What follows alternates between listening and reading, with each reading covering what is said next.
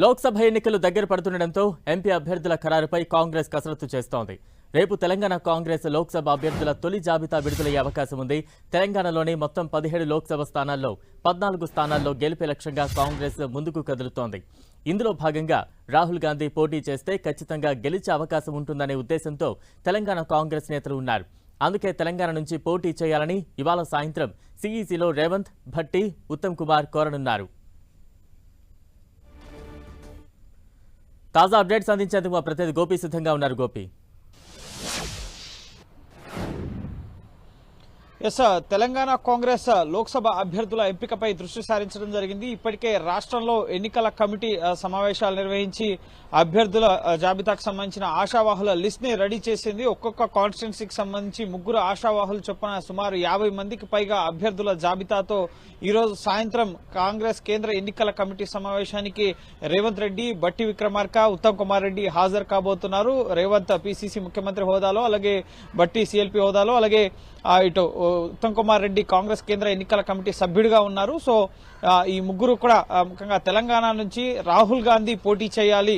రాహుల్ గాంధీ మొదట ఉత్తరప్రదేశ్ అమేథీ నుంచి బరిలో ఉండేవారు. కానీ అమేథీలో గతసారి అమేథీ నుంచి కేరళ వైనాడ్ నుంచి కూడా పోటీ చేశారు. సో అమేథీలో ఓడిపోయారు. సో ఇప్పుడు కేరళ వైనాడ్ స్థానం నుంచి కూడా మార్చుకోవాలి తన అభ్యర్థిత్వాన్ని అని చెప్పి ఆలోచన చేస్తున్నట్లుగా తెలుస్తుంది. ఈ నేపథ్యంలో తెలంగాణ ఖమ్మం స్థానం నుంచి పోటీ చేయాలని చెప్పి కోరే అవకాశం కనిపిస్తోంది. గతంలో రాజ్యసభ ఎలక్షన్స్ లో కూడా సోనియా గాంధీని తెలంగాణ నుంచి పోటీ చేయాలని చెప్పి కోరారు. కానీ ఆవిడ ఇటు దక్షిణాది నుంచి ఇప్పటికే రాహుల్ గాంధీ, మల్లికార్జున్ ఖర్గే ప్రాతినిధ్యం వహిస్తున్నారు కాబట్టి ఆవిడ రాజస్థాన్ నుంచి ఇటు రాజ్యసభ ఎన్నికలకి నామినేట్ కావడం జరిగింది. సో ఇప్పుడు రాహుల్ గాంధీని మరోసారి కేరళ నుంచి కాకుండా తెలంగాణ నుంచి పోటీ చేస్తే విజయ అవకాశాలు ఎక్కువగా ఉంటాయని చెప్పి ఆయన్ని ఖమ్మం స్థానం నుంచి ఆయన పేరుని పరిశీలించడం జరుగుతుంది. ఆయన దానికి ఏమంటారు అనేది తెలియరావాల్సింది. ఈరోజు సాయంత్రం జరిగే ఎన్నికల కమిటీ సమావేశంలో ఆయన కూడా పాల్గొనబోతున్నారు. అలాగే తెలంగాణలో ఉన్న 17 లోక్సభ స్థానాల్లో సుమారు 14 స్థానాల్ని కాంగ్రెస్ పార్టీ లక్ష్యంగా పెట్టుకుంది. ఇందులో భాగంగా ఇప్పటికే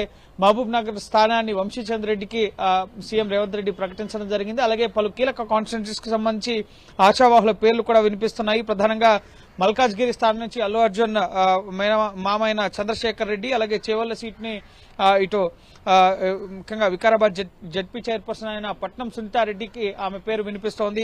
ప్రధానంగా ఆమె ఆ సీట్ ను ఆశిస్తున్నారు. ఆవిడకి కేటాయించే అవకాశం ఉంది. అలాగే సికింద్రాబాద్ నుంచి మాజీ మేయర్ బొంతు రామ్మోహన్ పేరు ముఖ్యంగా వినిపిస్తోంది. అలాగే మెదక్ నుంచి నీలం మధు, జహీరాబాద్ నుంచి మాజీ ఎంపీ సురేష్ షెట్కర్ సహా హైదరాబాద్ స్థానం నుంచి మస్కత్ తో పాటుగా మరో 2 మహిళా నేతల పేర్లు కూడా పరిశీలనలో ఉన్నట్టుగా తెలుస్తుంది. అలాగే వరంగల్ స్థానం నుంచి దొమ్మాట సాంబయ్య పేరు ఖరారయ్యే అవకాశం కనిపిస్తుంది. అలాగే నాగర్ కర్నూలు సీట్ ని తనకే ఇస్తారన్న ధీమాలో మల్లు రవి, ఏపీ ముఖ్యంగా తెలంగాణ ప్రత్యేక ప్రతినిధి, మాజీ నాగర్ కర్నూలు ఎంపీ ఉన్నారు. అలాగే మాజీ ఈ నాగర్ కర్నూలు స్థానం నుంచి మాజీ ఎమ్మెల్యే సంపత్ కూడా ఈ సీట్ ని ఆశిస్తున్న పరిస్థితి. అలాగే పెద్దపల్లి నుంచి వివేక్ తనయుడు వంశీతో పాటుగా మాజీ ఎంపీ సుగుణ కుమారి, అలాగే స్థానిక నేత పెరక శ్యామ్ పేర్లు వినిపిస్తున్నాయి. అలాగే మహబూబ్ నగర్ జిల్లా నుంచి మహబూబాబాద్ నుంచి బలరాం నాయక్, అలాగే విజయబాయి పేర్లు, అలాగే ఈ విధంగా విహెచ్ కూడా ఖమ్మం స్థానాన్ని ఆశిస్తున్న పరిస్థితి ఉంది. సో ఓవరాల్ గా ఆశావాహుల లిస్ట్ అయితే ఈ రోజు ఏఐసీసీకి చేరుకోబోతోంది. రేపు ఈ రోజు సిఈసిలో సమావేశంలో మల్లికార్జున్ ఖర్గే, సోనియా గాంధీ, రాహుల్ గాంధీ, జయరాం రమేష్ సహా కీలక సిఈసి సభ్యులంతా ఉంటారు. ఈ రోజు వాళ్ళు తెలంగాణతో పాటుగా కర్ణాటక, కేరళ, అలాగే ఛత్తీస్గఢ్, ఢిల్లీ, హర్యానా రాష్ట్రాలకు సంబంధించిన అభ్యర్థులను కూడా ఖరారు చేసే అవకాశం ఉంది. రేపు లిస్ట్ విడుదలయ్యే అవకాశం ఉంది. సో తెలంగాణ నుంచి సుమారు 5 నుంచి 9 పేర్లను ఫస్ట్ లిస్ట్ లో విడుదల చేయాలని చెప్పి చూస్తున్నారు. సో చూడాలి ఎవరెవరు ముఖ్యంగా లోక్సభ స్థానాలకు సంబంధించి సీట్లు దక్కించుకుంటారనేది మనం వేచి చూడాలి. Balaram. Right, thank you Gopi.